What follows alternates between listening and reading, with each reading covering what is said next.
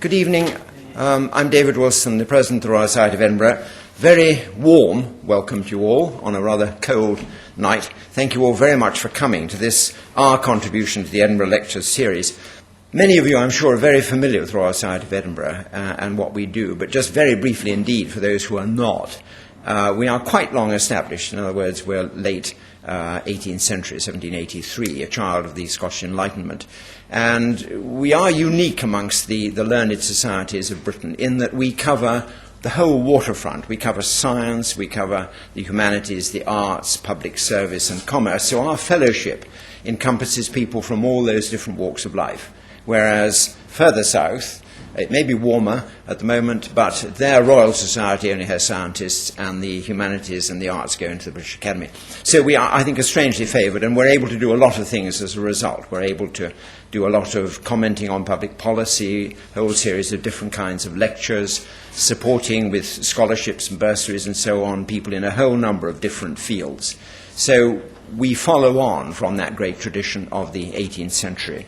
And in a way, I suppose the Edinburgh Lectures could be considered part of that. I mean, they are by origin from the time when the UK had the presidency of the European Union in 1992. And the final summit, the European Summit, was held in Edinburgh that year. And the Edinburgh Lectures started then, have continued ever since because they were so successful. And in each of the series, because they're a series with a topic, it addresses a major public issue, which is either national or international or both. And I suppose the hallmark is that the high quality of the speakers who come. The lectures are organised by the City of Edinburgh Council, and then they're put on in partnership with different organisations. The University of Edinburgh, Heriot Watt, Edinburgh Napier, Open University of Scotland, the National Museums of Scotland, Creative Scotland, Scottish Government, Queen Margaret University, and ourselves, the Royal Society of Edinburgh. So this is our chance to play our part in this year's series. And the theme of this year is Talking Cities. And our speaker, our distinguished speaker tonight, is Professor Bruce Katz. Bruce Katz is a vice president of the Brookings Institution in the United States and a founding director of the Brookings Metropolitan Policy Program. And that's a program which aims to provide decision makers with policy ideas for improving health and prosperities of cities and of metropolitan areas. Bruce Katz regularly advises, well, practically everybody in the States, as far as I can see, I hope they all listen, at the federal level, the state level, the regional level, municipal level, on policy reforms which advance the competitiveness of metropolitan city areas. After the 2008 elections, he was a joint leader of the Housing and Urban Transition Team for the Obama administration, and in those crucial first 100 days, he served as a senior advisor to the new Secretary of Housing and Urban Development. He is a graduate of Brown University and Yale Law School, and he is also a visiting professor at the London School of Economics. 4 years ago, in 2006, he received the prestigious Heinz Award in Public Policy for his contribution to understanding the, quote, function and values of cities and metropolitan areas and profoundly influencing their economic vitality, livability, and sustainability. So we're very lucky indeed to have Bruce Katz with us, and I will pass over to him.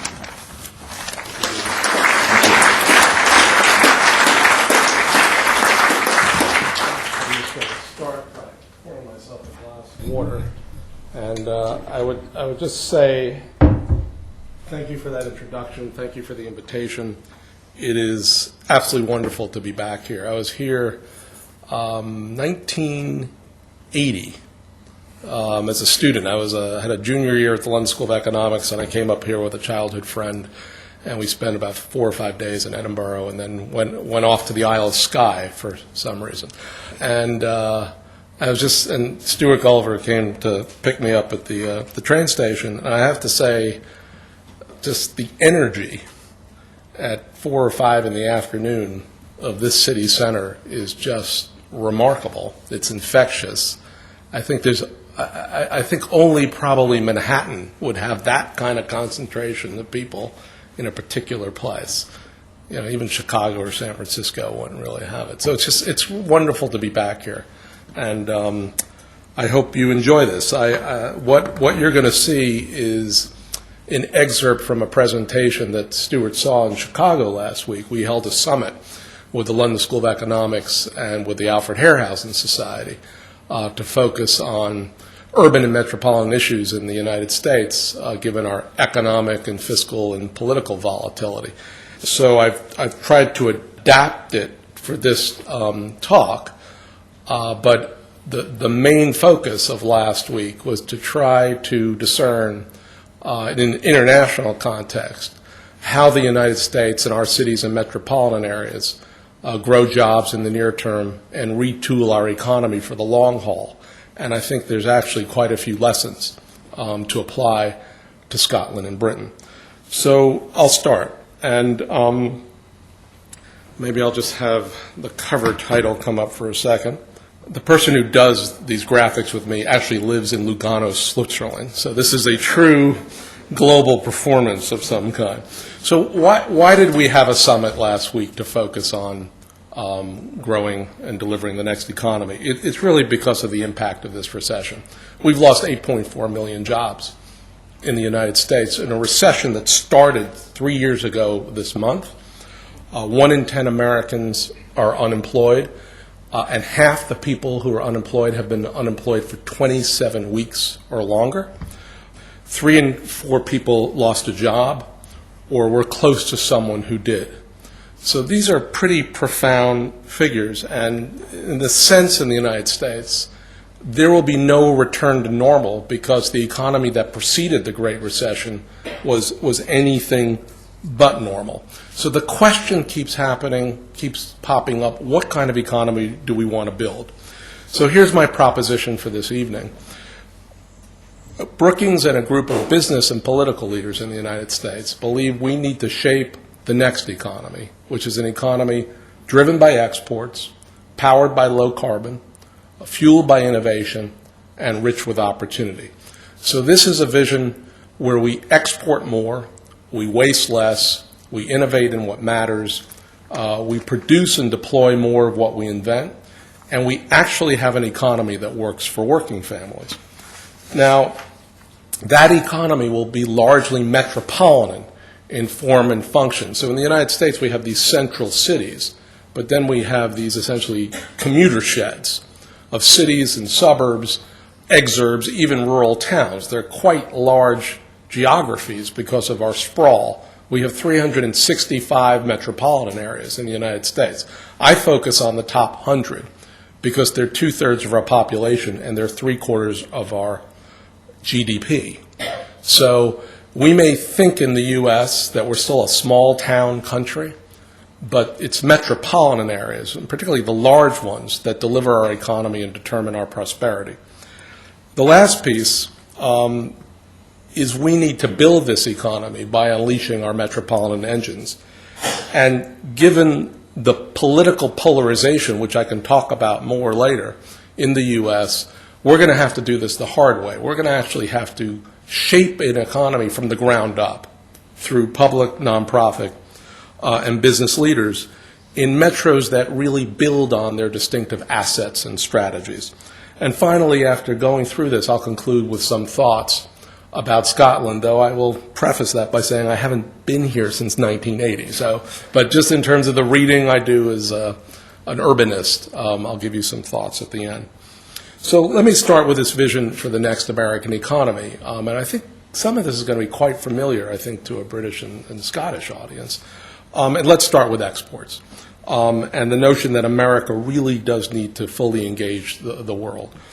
So our vision for the American economy is one where more firms in more sectors trade more goods and services seamlessly with the world, particularly with those nations that are rapidly urbanizing and industrializing. And the reason why we focus on this is not surprising. We've crossed an economic Rubicon. Brazil, India, and China together are about to surpass the U.S. as a share of global GDP, and by 2015, their share will grow to more than 25%. Now, the rise of Brazil, India, and China essentially is the rise of cities. For the first time in recorded history, more than half of the world's population lives in cities and metropolitan areas. And by 2030, that share will go up to 60%. And what's happening is the rising nations and their rapidly growing metros now power the world economy.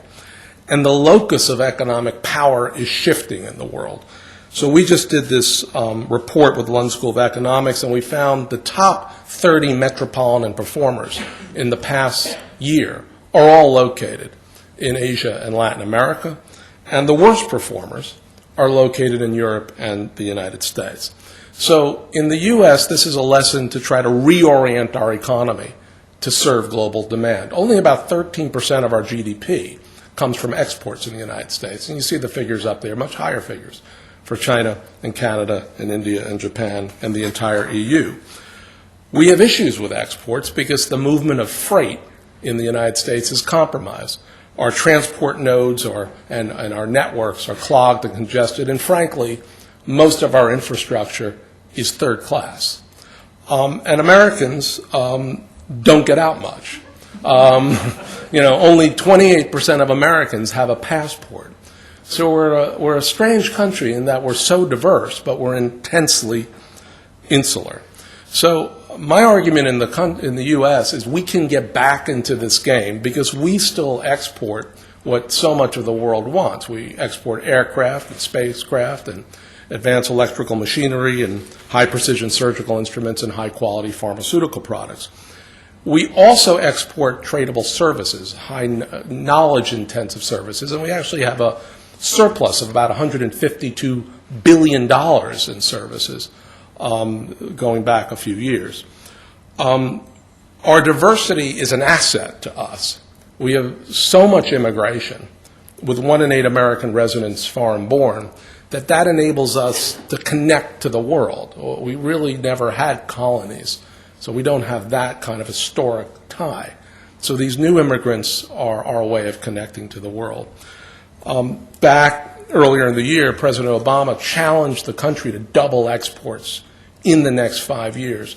It would probably create about 3 or 4 million jobs in the United States if we actually could pull that off. It's exactly the kind of ambitious goal that the president needs to set for the country. First hallmark, exports. Second hallmark is low carbon. So the goal here is for America to be one of the vanguards of the clean green revolution. And the reason is everything's about to change. The energy we use is obviously going to migrate from an almost exclusive focus on carbon-based fuels to a more sustainable mix. The infrastructure we build is going to shift from these outmoded transport and energy systems to systems that are smarter and faster and technologically enabled. The products we buy are going to move from these high-carbon gas guzzlers to an eclectic basket of green and sustainable goods. And the homes we live in, and again, I come from the land of sprawl, and the office of retail buildings we frequent are going to be more sustainable in design, more efficient in their use of water and energy, and better arrayed so people can actually spend less, walk more, and live a higher quality of life. Now, our competitors, Germany, China, Brazil, frankly, Britain, have embraced the green economy, creating markets, growing jobs, stimulating investment. And we feel that China is hell-bent on being the world's green producer, and they've been out-investing us on renewable energy and high-speed rail and so forth. So the question again is, can the U.S. play in a low-carbon revolution? We have a strong base of green jobs, about 2.2 million, in sectors ranging from renewable energy to pollution reduction.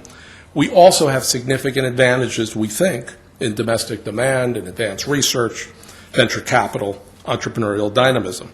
So our argument here, it's time for us to fully engage the shift to low carbon and participate in a market transformation as profound as the information revolution. The next piece, which follows, is innovation.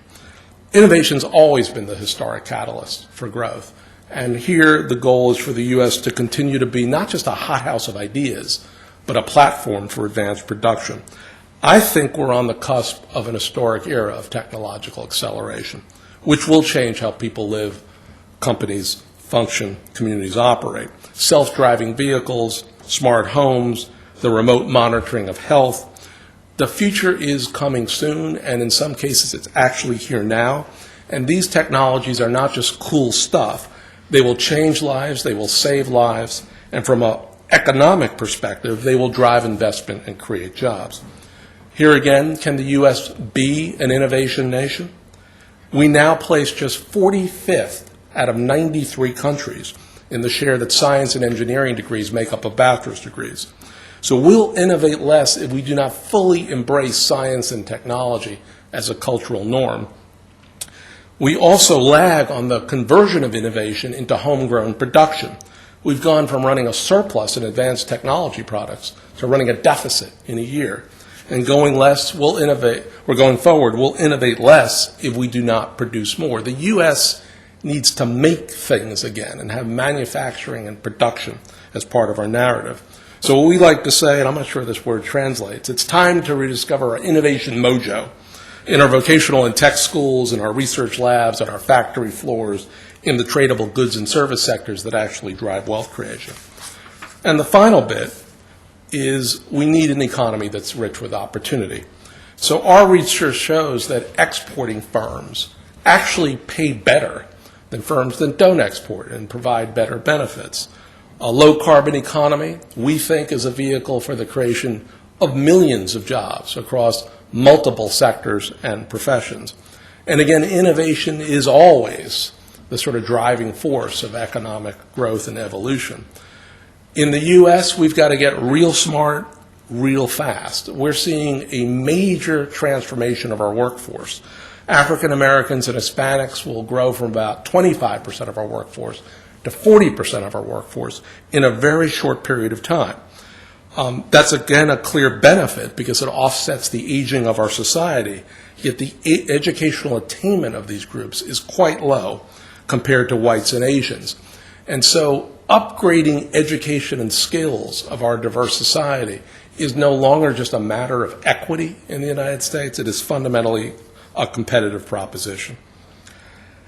So that takes me to a second part of my argument, which is we don't need to just build a next economy. We need to recognize that it will be largely metropolitan. And the U.S., again, is a place that likes to think of itself as a network of small towns. This is the real heart of the American economy. So these are the top 100 metropolitan areas that after decades of growth constitute about 2/3 of our population and generate about 3/4 of our gross domestic product. And again, these are not cities, these are metropolitan areas. So they envelop sort of the new geography of the economy, a sort of a broader geography of the economy. And they pack a really powerful punch. Chicagoland is 67% of the population of Illinois. It's 78% of the GDP of that state. Greater Seattle is only 51% of the population of the state of Washington. It's 69% of the GDP. Metro areas generate the majority of the gross domestic product in 47 of our 50 states, including such rural states as Nebraska, Iowa, Kansas, and Arkansas. So there really is no national American economy. The U.S. economy is a network of powerful metropolitan economies, and metro economies are powerful precisely because they form this network of large firms and small enterprises, advanced research, schools and colleges, business associations, and yes, government. So the top 100 metros together dominate trade in goods and services, and given their edge in sectors like chemicals and computing and consulting, they're on the front lines of our trade with China, India, and Brazil. The four largest metros, New York, LA, Chicago, and Houston, are super-sized performers. They exported more than $50 billion in 2008. Other major metros that you see here, Dallas, San Francisco, Boston, Philly, Detroit, Seattle, they're also global players. They exported more than $24 billion apiece that year. These 10 metros together are about 28% of all our exports. That's production of goods and services. It's not just about the large places. These are smaller and medium-sized metros, but they're much more dependent on exports in ways that the big metros are not. So in each of these metros, more than 15% of their GDP comes from exports. The top 100 metros, not surprisingly, are logistical hubs. This is how we move freight and people, by air, rail, and sea. Once we move beyond exports into low carbon, these 100 metros dominate critical sectors: wind and solar energy, research, engineering and consulting services, and they particularly harbor about 85% of the jobs in green architecture, design, and construction, since making buildings energy efficient is primarily a metropolitan act, since that's where most people live and businesses locate. On innovation, our metros are the nation's knowledge centers. They gather our most educated citizens, they produce the bulk of our patents, they receive the lion's share of NIH and NSF funding, and they provide almost all of the venture capital in the United States that turns research ideas into production. So my argument to a nation that thinks it's a bunch of small towns is the next economy is going to be shaped, determined, and delivered by these major metropolitan areas. So that naturally leads to the next proposition, which is to build this more productive, more sustainable, more inclusive economy. The U.S. must unleash the energies of its metropolitan engines. Now, in an ideal world, the federal government would set a platform for this. It would embrace trade, it would price carbon, it would invest in advanced R&D, it would transform infrastructure, it would overhaul immigration. But the U.S. circa 2010 is not an ideal world. Ideologues, particularly on the right of the political spectrum, control our airwaves. Washington is fundamentally polarized. Frankly, it's broken. The states are fiscally broke. So our argument is we're going to build this economy the hard way, from the ground up, through a network of public, nonprofit, and public leaders who spur economic recovery and renewal despite the political odds and the fiscal obstacles. And the need for that kind of bottom-up strategy is not just realpolitik. It's also very consonant with this economy we're trying to build. The prior economy actually minimized the differences between metros. We called it the Starbucks and Stadia economy. You know, everyone basically did the same thing in cities across the United States, irrespective of market location or condition. The next economy, by contrast, accentuates what's unique about different metros. Raleigh in North Carolina specializes in life sciences. Charlotte, just a few hours away, finance. Atlanta, a few hours away from Charlotte, transport production. So the next economy actually rewards metros which intentionally build from their special assets and strengthen their strengths. Over the past 18 months, Brookings has been working with a select number of metro areas to take private sector business planning and transfer it over to metropolitan economy building. So our notion of metropolitan business plans provides the right framework for regional leaders to assess their distinctive market position, identify strategies which allow them to capitalize on their own assets, specify catalytic products, policies, and interventions, and actually have detailed operational and financial plans. And as we've done this, we've looked back to Europe, to cities and metropolitan areas that were able to transform their economies over a period of 15, 20, 25, or 30 years. Places like Torino, which was able to modernize its manufacturing in the aftermath of Fiat's collapse in the early 1980s. Places like Barcelona, which over the last 30 years has managed to make itself an entrepreneurial hub and a logistics hub in Europe. And then, of course, Munich as a vanguard of innovation and production led by an activist state government in Bavaria. So we actually held our own competition in Brookings. We decided to act like a government. We selected teams from Northeast Ohio, Minneapolis, St. Paul, and Greater Seattle. These teams were led by different groups of people. Fund for an Economic Future, which is a philanthropic-led group in Cleveland, mayors and business leaders in Minneapolis, a metropolitan organization in Greater Seattle. And they all came up with plans that were fundamentally tailored to their own assets and attributes. In Cleveland, that meant retooling manufacturing firms and retraining industrial workers.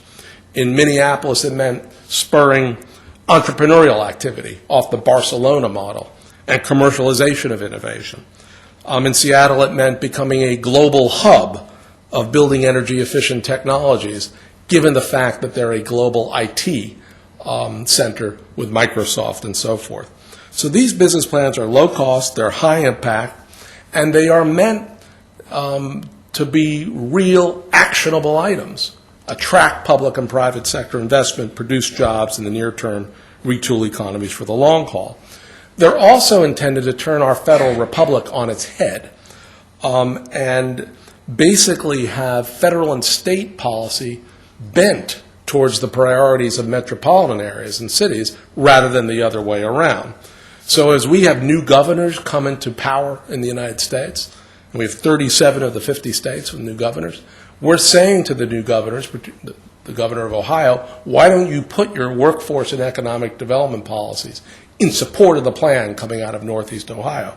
New governor in Minnesota, why don't you fully leverage the entrepreneurial potential of Minneapolis and St. Paul?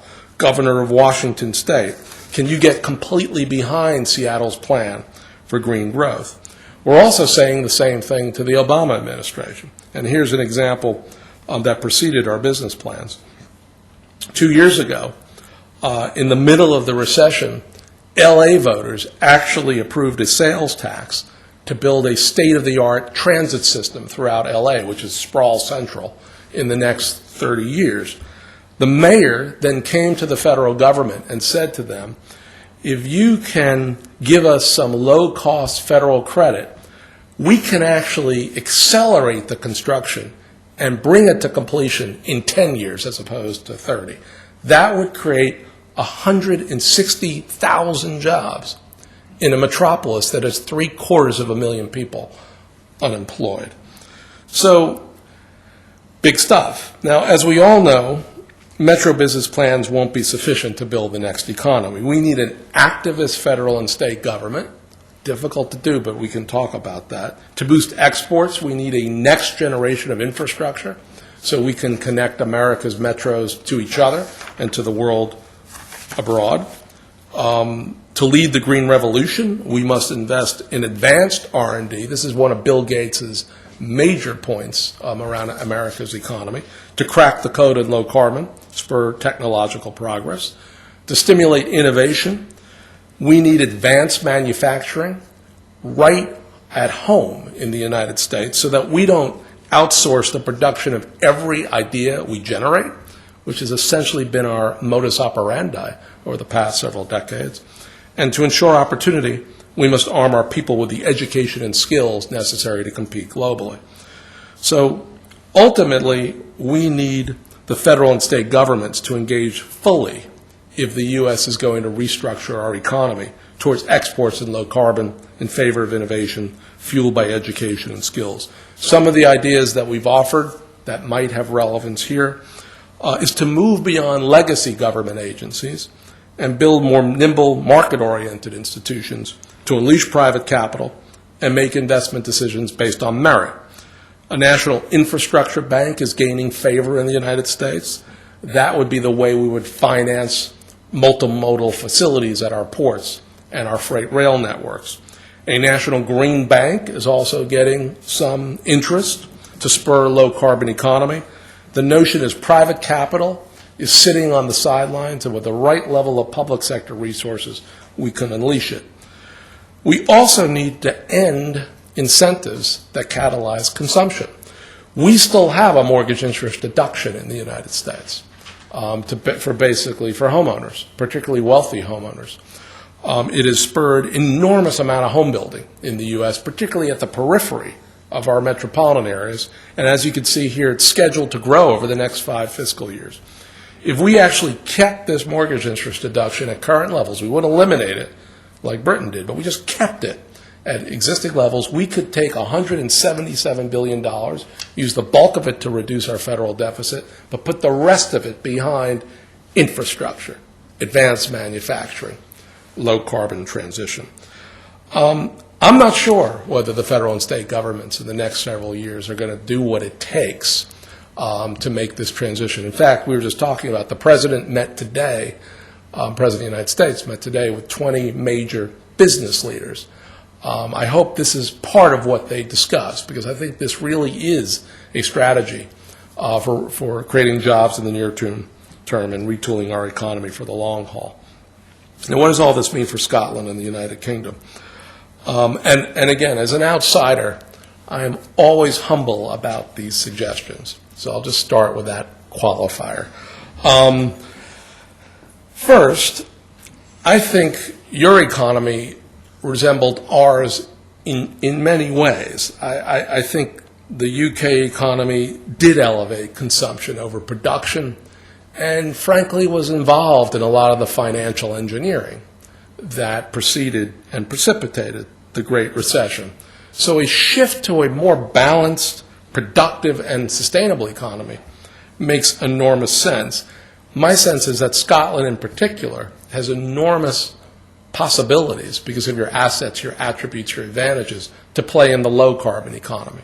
And you've already seen some of that.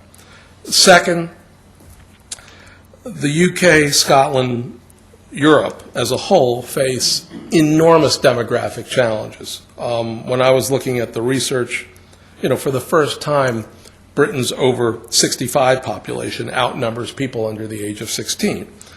In Scotland, the population over 65 is expected to go from 16% of your population in 2004 to 26% in 2031. So all of Europe, but particularly Britain and Scotland, need to be open to immigration to offset the negative implications that an aging society will have on growth and competitiveness. The U.S. is an immigrant nation. Every couple decades, we have enormous political fights over immigration. We're having one right now, led by the state of Arizona. But there's no questioning, frankly, among the business community and most of the mainstream political leadership in the country that immigration has enormous benefits for our country, and we need to open our borders even more. The last point I think is probably the most important, is that devolution needs to extend beyond the nation state further down to cities and metropolitan engines. In my world, or in my view, we're not a world of nations, really. We're a world of cities and metropolitan areas. They are what drive national economies. And this century, frankly, is not a China century or a China-India century. It's an urban and metropolitan century. So I don't have the precise figures, but I would garner that about 3/4 of the firepower of the economy of this nation lies along the urbanized central belt of Scotland, Glasgow, Edinburgh, and the beltway that runs in between. The ingredients for success, I would argue, are already present. You did have a city growth fund in place earlier this decade. It did energize the Glasgow region across local authorities and has helped revitalize the waterfront in other areas. The collaboration among Glasgow and Edinburgh and Scottish enterprise is very promising. It's the right scale of action on the global stage, frankly, given the competition. And building off the power of these two metros and doing the same for other cities like Dundee and Aberdeen need to be part of explicit national policy. I think any nation at this century that doesn't have an explicit policy to grow and nurture and leverage their cities and metropolitan areas are not going to be able to compete fully. Things to consider. I'm a big believer in directly elected mayors. You don't absolutely need to have them, but frankly, having directly elected mayors gives you the legitimacy and standing to pull together leaders from across sectors and disciplines and jurisdictions to co-produce the next economy. It's not about government, it's not about business, it's not about the nonprofit sector, it's not about universities, it's about all of these sectors together co-producing. I'm also a believer in regionally oriented economic enterprises. I know that may fly in the face of current UK policy, which seems intent on abolishing or diminishing regional development authorities. But I would say mend, don't end the RDAs. or regional enterprises writ large. Institutions that can speak and act at the regional scale, and particularly knit together metros like Glasgow and Edinburgh, I think are prerequisite for competitiveness in today's global market. So I'll end with this final proposition. Embrace your distinctiveness. This is a special part of the world. You have a storied history. You have grand spaces. You have great places. You have unique assets, attributes, and advantages. Build from them, leverage them, exploit them. It is wonderful to be back in Scotland. I welcome your thoughts. Thanks.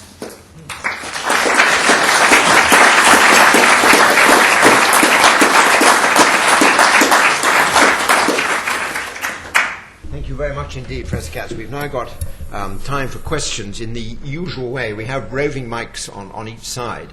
If you like to ask a question, if you would put your hand up and I'll identify you and get one of the mics near you. It's quite helpful if you mention, particularly if you come from an organization or institution, mention name and what that institution is. It helps the speaker or the answerer to know what direction you're emerging from. And it's also quite helpful if people ask relatively short questions rather than give a second lecture. So, right, who would like to start off? Yes, centre here. I shan't give a lecture, but I do want to make a couple of points. I think the lecture you've just given is excellent and would work in a neutral world.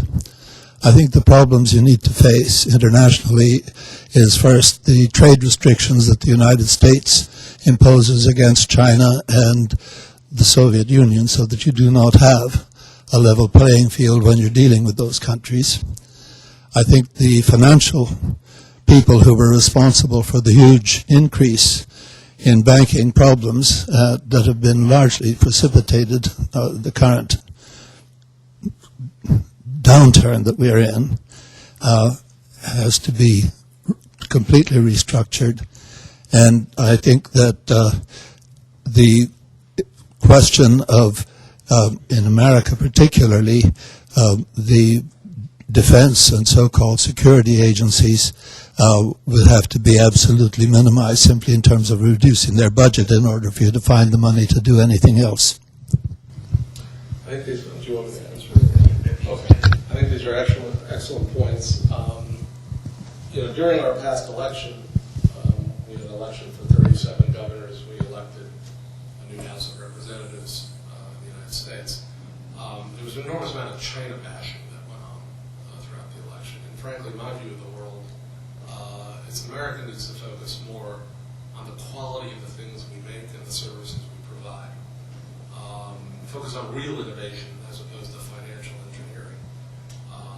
And then we will be able to see our exports double as the president wants. So I tend to be more on the persuasion of let's focus on getting our own act together as opposed to engaging in the kind of international trade talk that went on.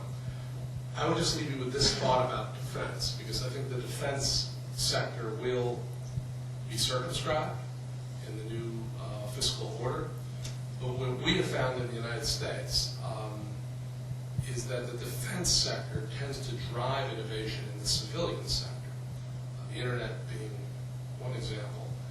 But as we think about the transition to low carbon, the irony, frankly, is our military may be the ones who help us get there quicker because they have such a large footprint in our country with military bases and around the world. And in terms of technological innovation, like robotics and so forth, the military is also leading the way. So I think the U.S. military establishment will find itself with the belts tightened. But the question for the U.S., let's assume our military budget remains fairly high, is how to take innovation in that sector, move it into the civilian sector, and particularly take the millions of young people who go into our military and get technological training and have them come back in the civilian sector and play more productive roles. Let's go on my left here, and then center on the right, and then at the back.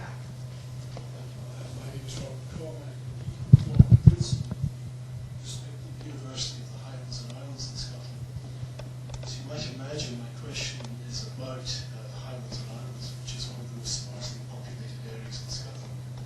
Must we rely on the metropolitan areas to drive our economy forward, or do you have a message for those areas? Do we all need to crowd into cities, or does modern technology allow us to live and populate areas like the Highlands and Islands? I think this is I get this question a lot in the United States, as you can imagine. I think the economies of cities, suburbs, metropolitan areas, and non-metropolitan areas are highly integrated in many, many respects. So I don't think this is a either or.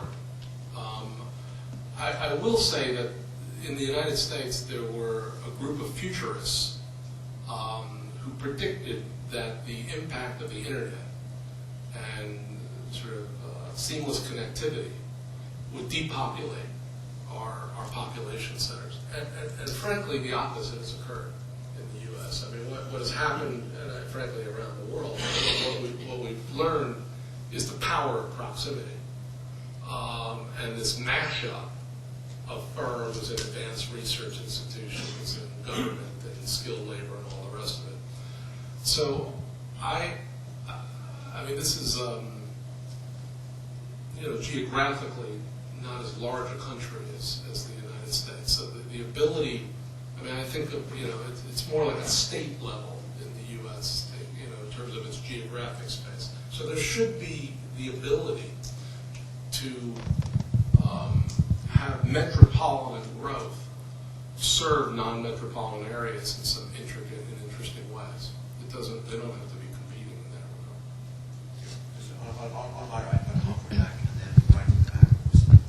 regard. Andrew Wormersley, given the history of the United States on dealing with low carbon emissions, or not dealing with them probably, do you think your proposal is achievable, and if so, how? Well, we're a bad actor, and we've been a bad actor for decades, and our carbon dioxide emissions are double what they are in the UK and in Germany and so forth. And frankly, up to very recently, for me to give a talk like this would be perceived as an environmental proposition, as opposed to a market proposition. That has changed in the last 2 or 3 years. Particularly among the business leaders in the country. And I'm not talking about the financial sector. I'm talking about the production center. General Electric, a whole swath of solar firms, wind firms, renewable energy, venture capital, particularly out of Silicon Valley. There's been a huge shift in thinking in the business community, probably spurred by what Europe has done more than what the United States has done from a policy perspective. So I think in terms of what we need to do in the U.S., we need to price carbon. We need to send a signal to the market. And from a public sector perspective, and this is really Bill Gates' notion, though we've sort of fleshed it out from a metropolitan perspective, we need to invest heavily in advanced research and development so we do crack the code, but not in these sort of national labs that we built after, during the Cold War, which were sort of separate from our population in many respects. We're sort of very enamored of the German model of research institutions, which really are embedded in markets, so we can accelerate the cycle of invention, financing, commercialization, and ultimately production. I think moving to a low-carbon economy in terms of advanced research and in terms of manufacturing is a bipartisan act in the United States. Pricing carbon has as much regional issues because of which states dependent on coal and which states are dependent on hydroelectricity and so forth and so on. But I think you are going to see, if it doesn't happen at the federal level, it will happen at the state level, enormous investments in advanced R&D that connect directly to firms at the cutting edge of green production. Yeah. And in the centre back. Nick Barter, University of St Andrews, the Sustainability Institute there. I liked your commentary about Washington being broke politically and fiscally. Yeah. And you mentioned that this will mean the rise of non-profit leaders and various other local level individuals to take the economies forward. One of the things about that would be that those individuals are likely to denote new values that move us away from homo economos, or the locus of value being solely about money, particularly if you have NGOs involved. Right. And I just wondered if you could comment on that regarding the narrative of the Washington Consensus in terms of what an economy is supposed to do and how we're supposed to behave. I will say, I do a lot of work with philanthropy across the United States, and the philanthropic tradition in the United States is quite substantial, particularly among families that have, going back to Andrew Carnegie and the Rockefellers, all up to Bill Gates and Warren Buffett and so forth. So there's a big movement right now in the United States of the billionaire class all, agreeing to divest themselves of most of their wealth in their lifetimes.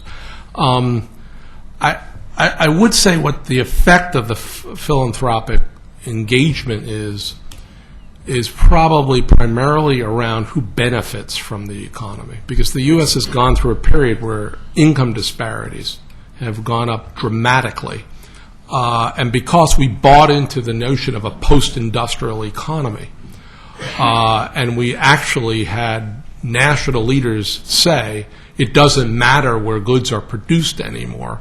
It just matters that we're the hothouse of ideas and invention. That has had a dramatic effect on wages and incomes of large numbers of people in the country. So I would say what I'm sort of arguing here, which I think is backed by a good portion of the philanthropic community, is the U.S. needs to make things again.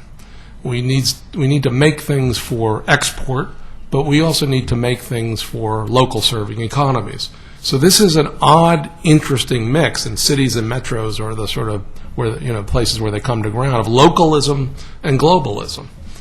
I would say that the philanthropies that I work with, their hallmark is intense pragmatism and commitment to place.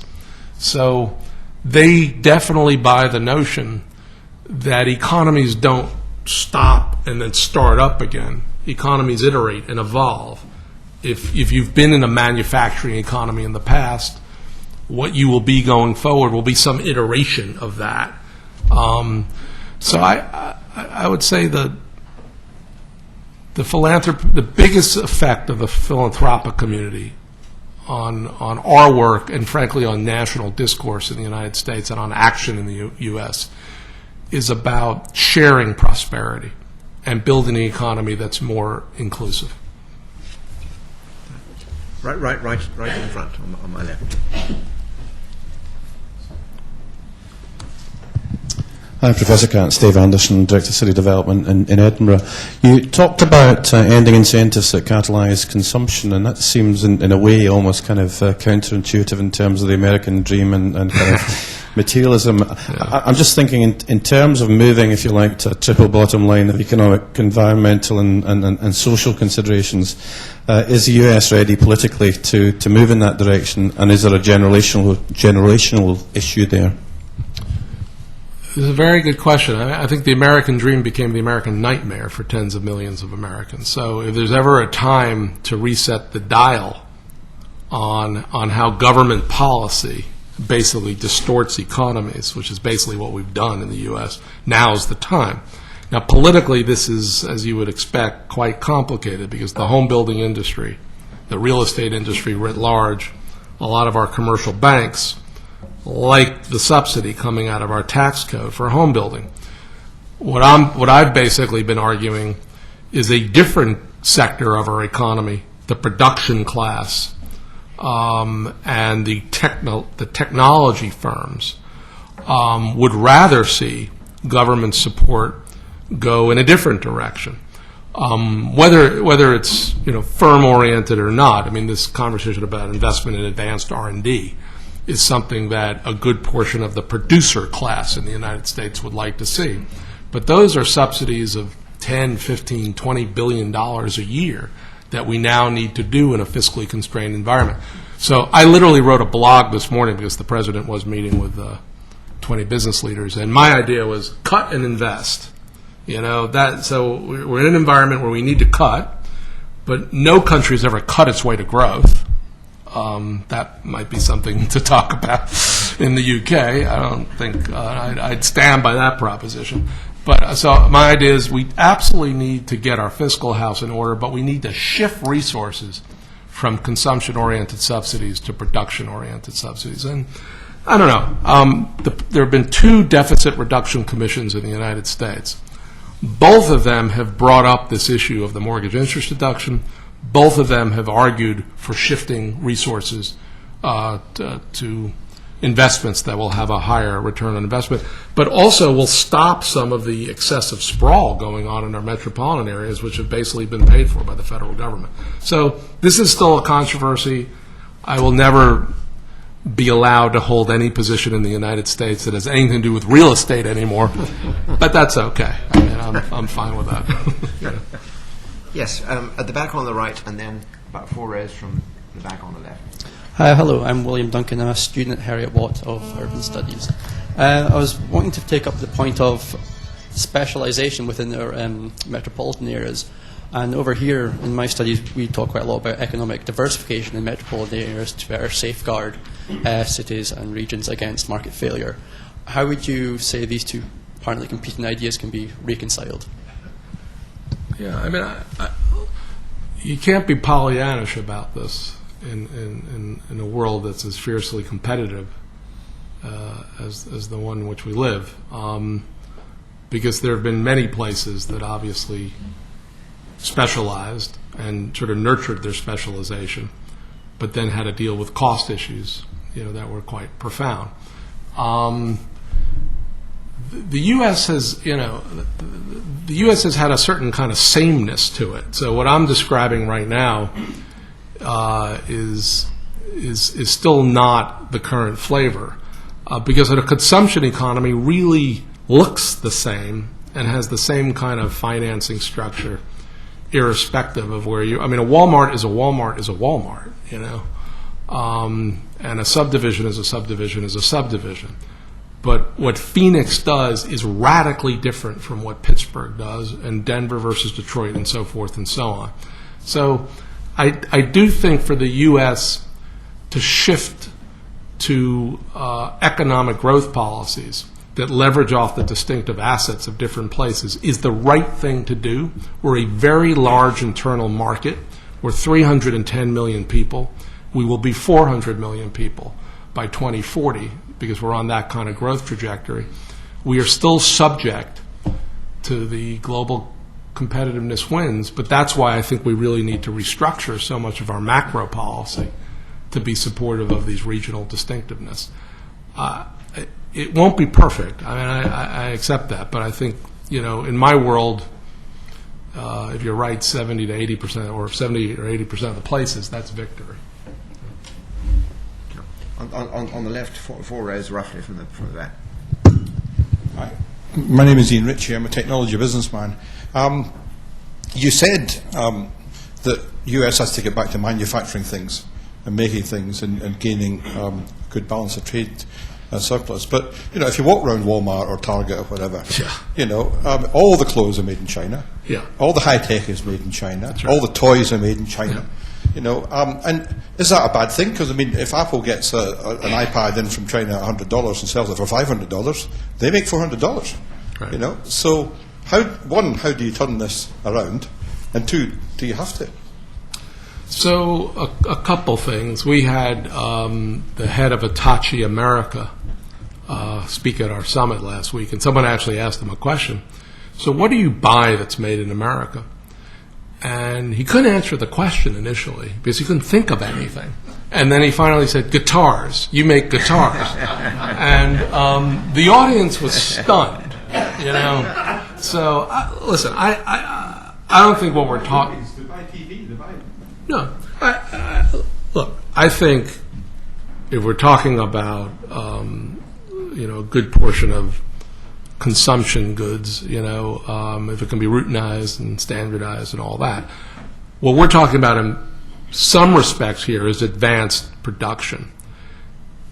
My other conversation that I had privately with this individual, he says, as we walked off the stage, and it gets back to the earlier question about defense, he says, you're a manufacturing engine because of defense production and the spillover from defense production. And that's because we can't outsource any of that.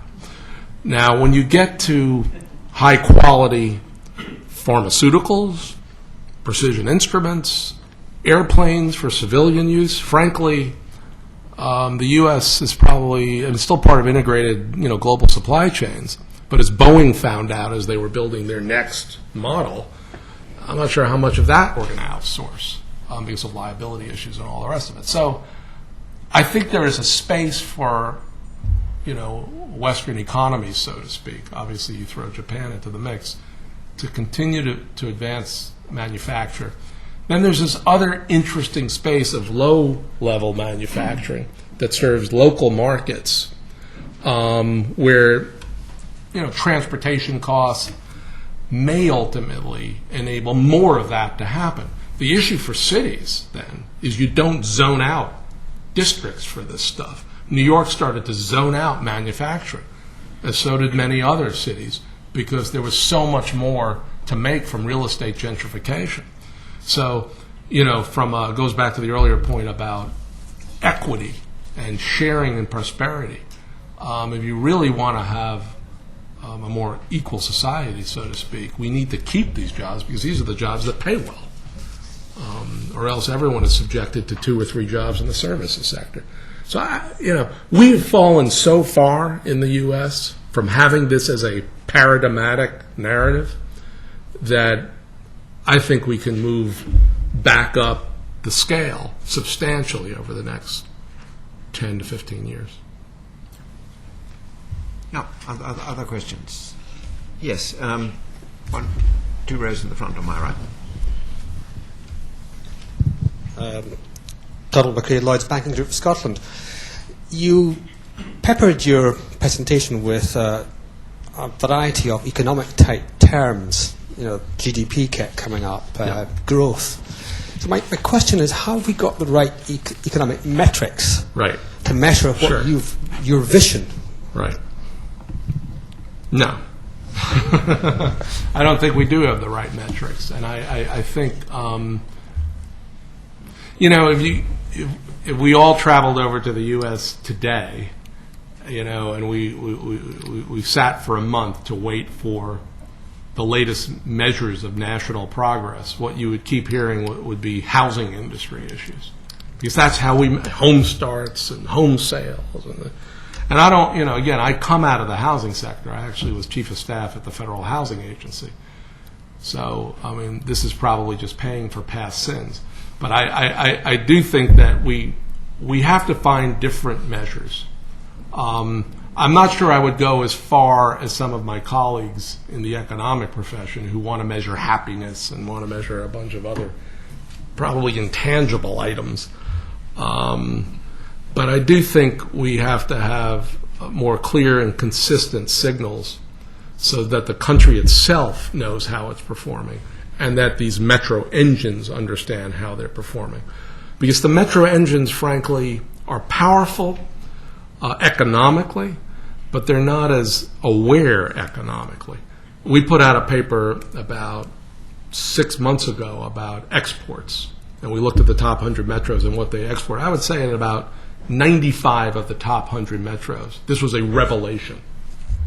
And literally I had, people in charge of economic development say, we had no idea this is what we exported. We were focusing on this or that or something. So I do think we need different metrics routinely supplied in the public market so that the paradigm I'm describing can be absorbed and then acted upon. Other questions?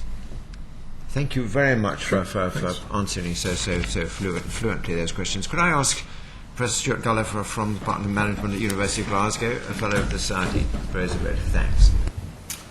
Well, thank you very much. I've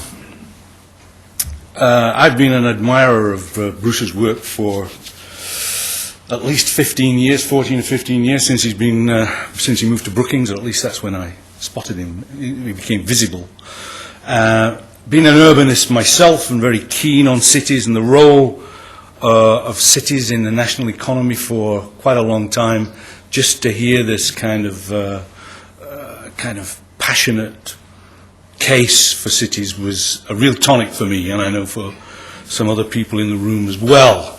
To hear this outflow of real energy about cities and the role of cities and how we have to take them extremely seriously. So I've admired Bruce's work, particularly on the urban policy side. Urban policy is, of course, non-existent in the UK at the moment. It's a no-go area, and we don't talk about it at all. It's really on the back foot, and that's why I think some of this stuff that Bruce is talking about is so impressive and is so warming to such a person as myself. I'm not the only person that kind of admires the kind of work that Bruce is doing. As you heard, the Obama administration are also extremely persuaded by his contribution, although he may not regard that as much flattery at the moment. Not terribly proud of it. I think there are three things that I actually admire about Bruce, and I think all of them came to play in his presentation and the way he answered questions this evening. First of all, he is a terrific and very powerful urban analyst, a policy analyst. He can get to the nub of the question, the nub of the issue very quickly. Having worked with Bruce, I've seen this in operation. He can do it. He is a thought leader. Secondly, I think that he is a policy implementer. He actually makes policy happen. I was in Chicago last week, and I saw this actually in operation amongst what can only be regarded as America's urban city royalty. And there they were kind of paying their respects and their dues to Bruce and his messages. This was kind of phenomenal, and it has a big impact upon policy, and I'm sure will in the States too. And finally, thirdly, and probably the most important quality that I think he has, he's a really, really nice bloke. I think given his talent and the breadth of his talent, and ally this with the fact that he's an immensely modest guy, an immensely hard-working guy, so approachable to everybody that wants time from him. He's very generous with his time. I think this is really terrific, and he is a really, really nice bloke. So, Bruce, on behalf of the Royal Society of Edinburgh and the Edinburgh Lectures Partnership, I remembered it, thank you for a very thoughtful, very exciting presentation. Thank you.